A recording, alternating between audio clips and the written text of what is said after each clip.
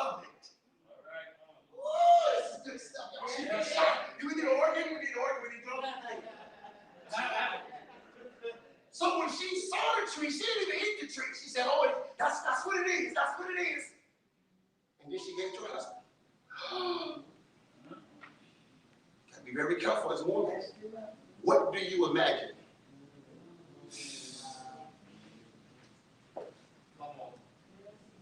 Now, you may say, are you picking on a woman? No, I'm telling you how powerful you are. I'm telling you, you are so powerful that God holds the helpmate in your hand. The word help in the Hebrew is God. You are the God mate. God is my help in the time of trouble. That help is the same help we use for helpmate. You are the God mate. Man didn't say it ain't good for you to be alone. God said it. Adam was so complete in God, he didn't even realize he was alone. He didn't even realize he was alone. He was so complete in God. That's another thing. Did you get married in loneliness? Because if you got married in loneliness, that means you didn't walk with God enough to fulfill that. So now you're making a woman be something God wanted to be in your life. That's right. Ooh, this is good stuff. Okay, she got a hand on. Come on. No, you had to agree. Oh, you agree. It is so. Okay. See, very key. See, so you got to understand that imagination. Now watch this. If you can look at the tree to make one wise, when it don't bring wisdom, it brings knowledge. What else could you imagine? What if you tied your imagination to God? What if you cast out every imagination and thought that is always up against God and brought it into captivity? What if you used the imagination that God gave you to see what God said about your man, and you said, I'm not going to let anything else change my mind because I know what I saw. Remember, she saw. It didn't say she see the tree. She saw. That's past tense. It's past tense. Ask yourself as a wife, tell me what you saw. Because your language acts like you're mad about what you see. You fussing about what you see. What keeps you in it is what you saw. I know what I saw. That's why one of the favorite movies that I love is Matrix. Everybody seen the movie Matrix? Y'all seen that? Y'all can say y'all watch movies. The movie Matrix, Neo is the one. Morpheus keep telling him he the one. Neo don't think he the one. Well, at the end of the movie, Neo looked like he died. He gets killed. Boom, they shoot him. He's really in the Matrix, but really he's in the spiritual place laying on the table. Trinity is over him. She loves him, so love kisses him while he's dead in the Matrix, but laying on the table in the heavenly places. Morpheus looks over and looks at the videotape and sees him in the Matrix get shot, and Morpheus says, now, boom, they shoot him. He falls down, and Morpheus says, can't be. He's the one. I love that part of it. It's God the Father saying, I know what I saw. You got to be able to say to your marriage, can't be. We the one. Can't be. I don't care if it looked like he dead, look like it's over, look like it never can work. You got to believe what you saw. Woo! Y'all see it shout. I can't be moved by what I see. I got to be moved by what I saw. That's what makes me speak to the dead and say, rise, because I know what I saw. That's what makes you keep praying for your kids when they're going crazy, because I know what I saw. That's what makes you come back home when you don't want to come back home, because I know what I saw in the spirit. Be fruitful, multiply, replenish, subdue, have dominion over the fish of the seas, found in the air, everything that creeps. I know what I saw. You know why most of us are mad? Because you believe what you see.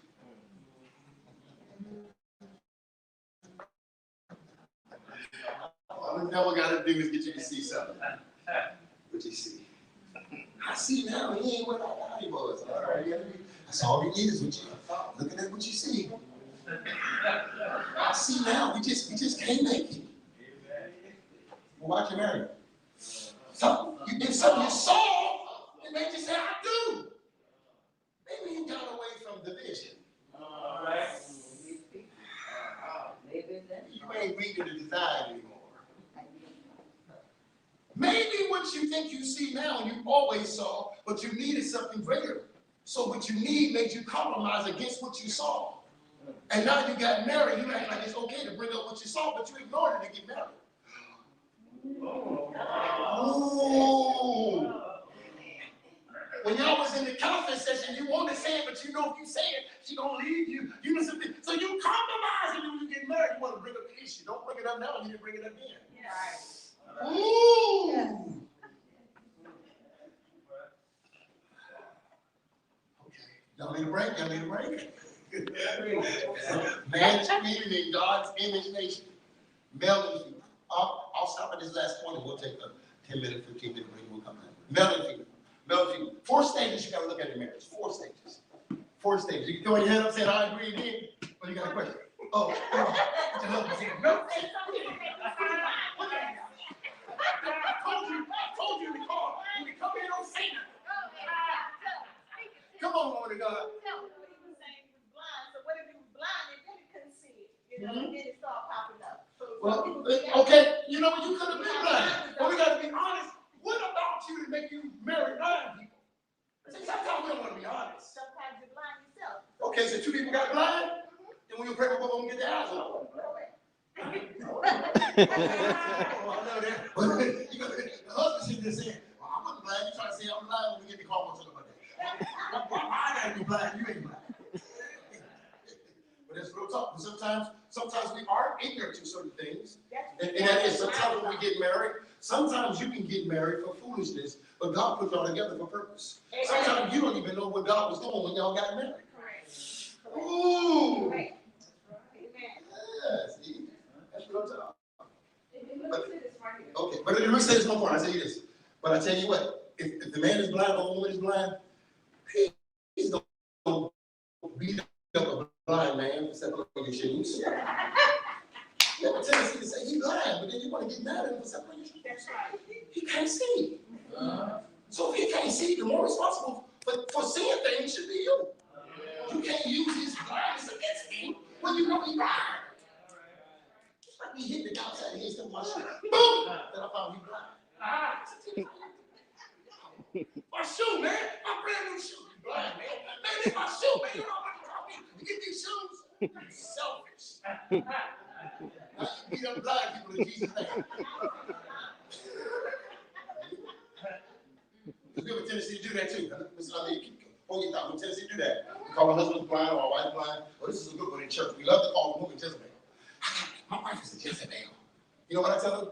I said, that makes you an Ahab. So if she wicked, you weak. Come on. Oh, you want to call her Jezebel? And that makes you Ahab. And guess what? Wickedness can only rule where there's weakness. All right. You'll never see wickedness when you see a strong man. Yeah. It won't happen. Jezebel was only able to do it because Ahab was weak. Yeah. So before you call your wife Jezebel, can you be honest about you being Ahab? Okay, come on, baby. Come on, sweetheart. You kind of like Jezebel. Yeah, tap on to it.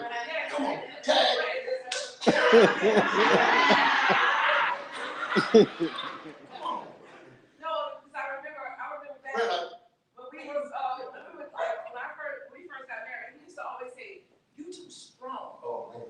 Tell me that all the time, you're too strong. I said, well, you know what? If I'm too strong, then you know what? You're going to have to learn how to deal with my strength. But then, after a while, when God began to heal us, you know what he began to tell me then? He used to tell me that God used the strength. Because the strength that God gave me was to pull him from a place. He said it wasn't my flexing of my muscle, it was a flexing of my agreement with God. So that was my strength, because when I would say the things that the Lord would say to me, just say to him, he would resist, and he would kind of swell, like, I don't even want to hear it no more. See, but then this was the thing when he would say, you're just too strong. But then it wasn't even me that had identified my strengths for what they were, it was him. Because God began to show him that the strength that I was using was the spiritual strength and not a flexing of my muscle. So that right there, God began to show us that. Let me share with you where I was. It was easy to talk that I was. Thank God for healing it. And then Big Maul got a question up. See, I come under strong women, right? And so most of the women in my family, they do dominate their men. I hate that as a child. Okay? Now, one thing I've learned in life, and that's what my book is about, I got a book called The Journey of False Perception. I learned how to see the negative in a positive way and flip it to where it needs to be.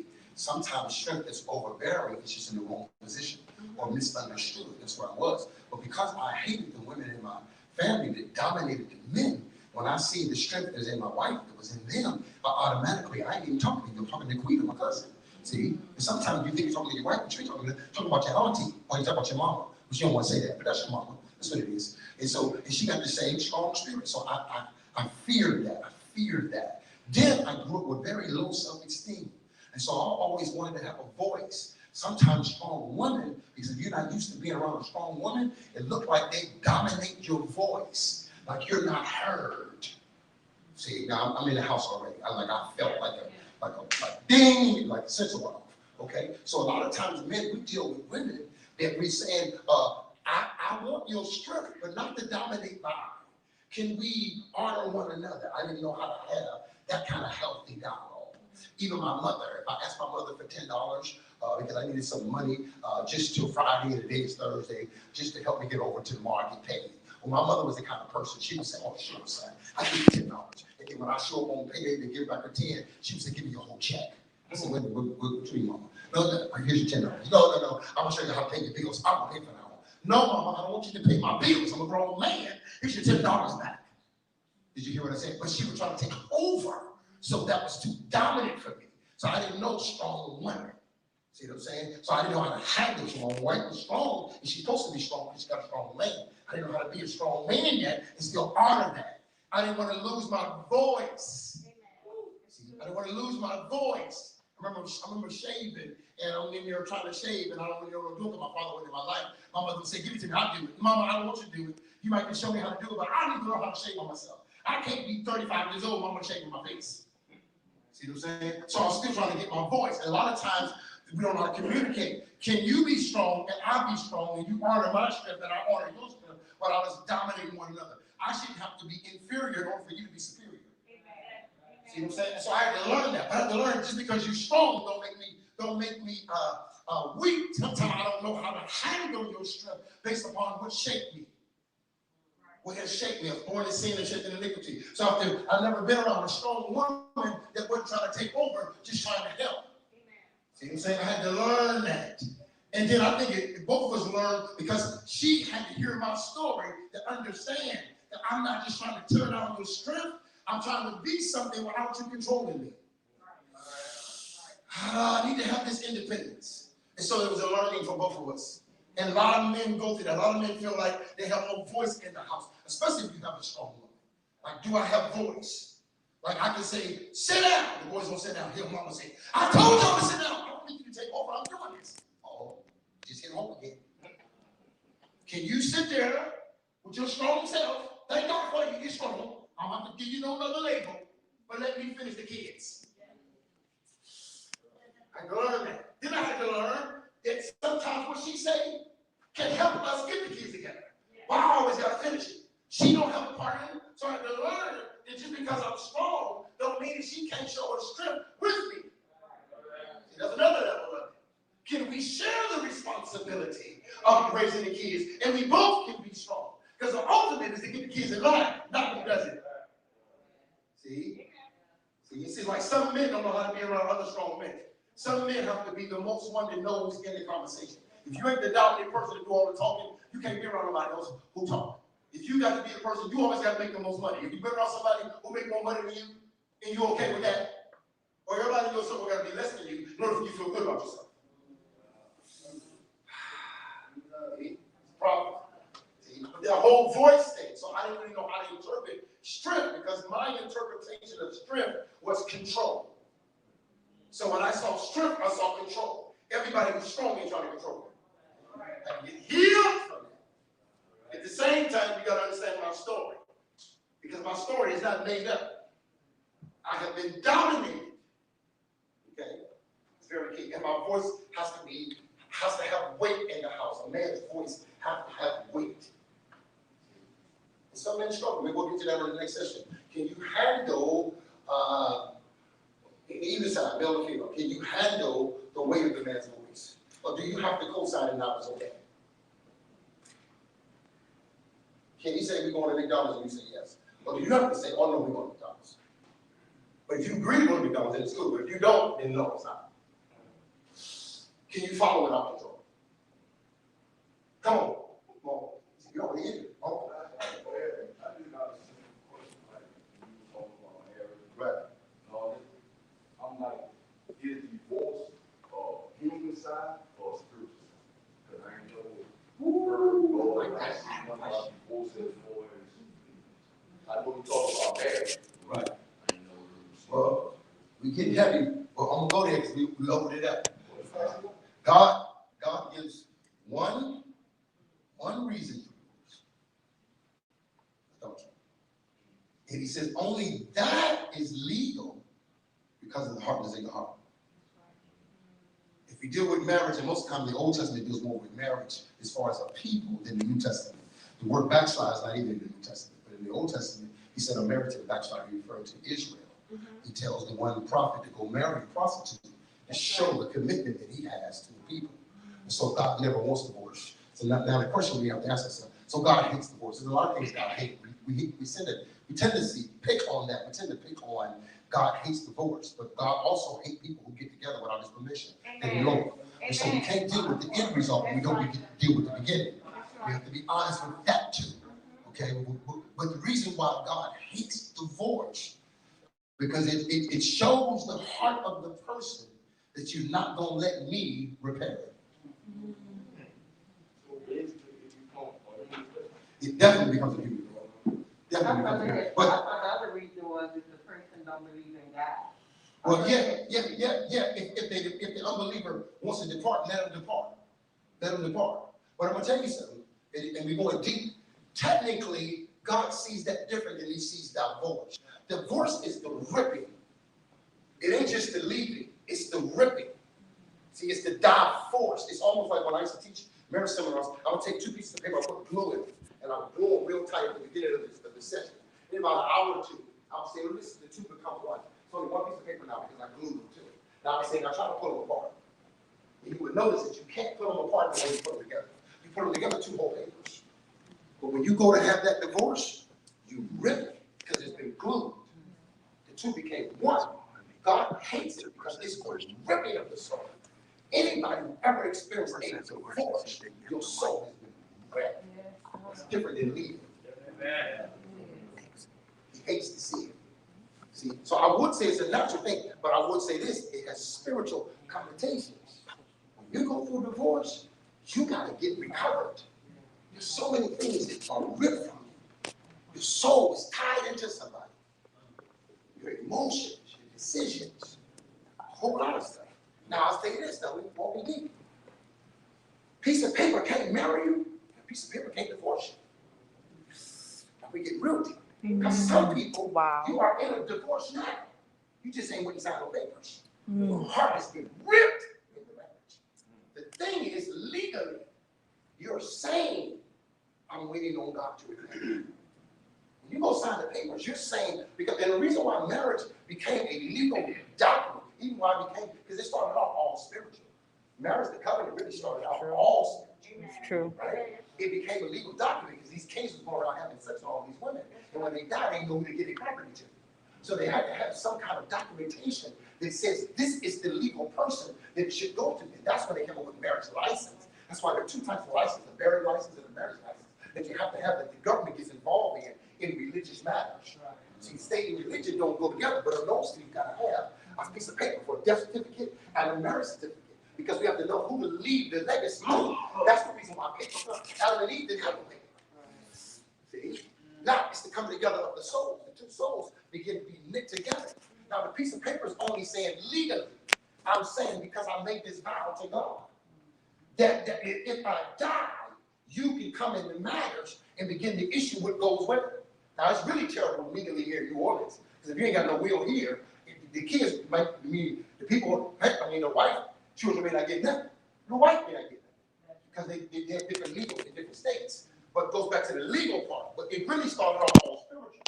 But now it goes with signing the paper. But there are many people who have signed the paper Oh, you still knitted to him. You could have gotten married again and your heart's still tied to the other man.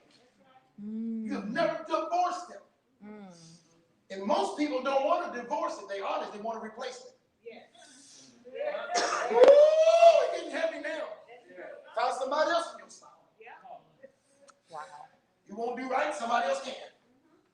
But it's a heart issue. But go back to it's a heart issue. But there's a legal issue with it, man. But the real thing is the heart. Ask yourself the heart.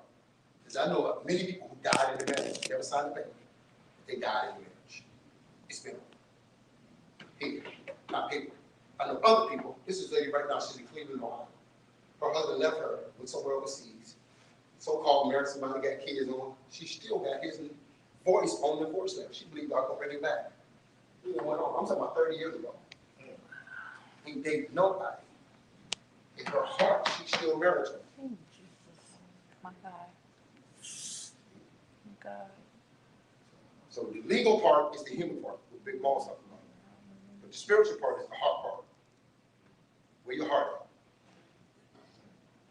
Now, I'll say this, and hold on, I'm gonna go to you, and then I'm going. I want to say this. God can give you a new husband and never give you a divorce. Sometimes what you're praying for don't have to be another individual. God can do it individually. See, this is really what I want to go to. And I'm gonna have you pray for me in a minute. Watch this. Have you asked God if that's the one? And help me to see how he become the one I saw him to be. Why you gotta have somebody else when he's the one that's supposed to be there? Why can't God give you something new in the old? Why can't God transform it? Why can't God turn the water into wine? See, we have to be honest with that. Sometimes we don't want God to do it with him. We're done with him. We want a husband. I want somebody to love me, but I don't want him to love me. We've got to be honest with that. See what I'm saying? We can be honest with that. So we got to look at all of those dynamics of why we do what we do. Do you really want to be healed with him, or do you want to be healed and then be with somebody else? Come on, Sister Daisy. Okay, I'm sorry. Come on. You know, I wanted to just share something with y'all that the Lord had gave me. When we were doing a covenant couples session one night, and the Lord began to speak to me about the marriages, about people that were there at the wedding, and how the Lord said that many are witnesses to your marriage. And for many that are in the place where you're, at the wedding, they don't understand that they have a position in your marriage now.